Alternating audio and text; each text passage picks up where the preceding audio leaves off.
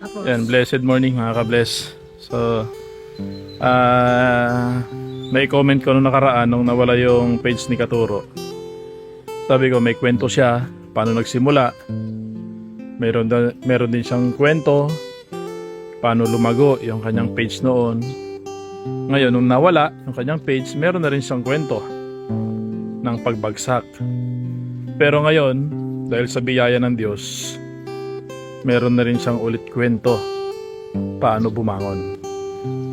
Kaya ang sekreto lang dito mga ka-bless ay kahit anumang pagdaanan natin, huwag tayo mawalan ng pag-asa. Dahil ang Diyos natin ay nangako naman na hindi tayo iiwan, hindi tayo pababayaan. Kaya napakaganda yung simula na binibigay sa kanila ng ating Panginoon. Kaya hamon sa bawat isa sa atin na tayo man ay dumaan sa mga pagsubok, huwag tayong tumigil sa pananampalataya at panalangin, kundi dapat tayong magalak. Dahil ang Diyos natin ay hindi natutulog at pinapahalaga niya at minamahal niya ang kanyang mga anak na sumusunod sa kanyang kalooban. God bless po sa inyong lahat.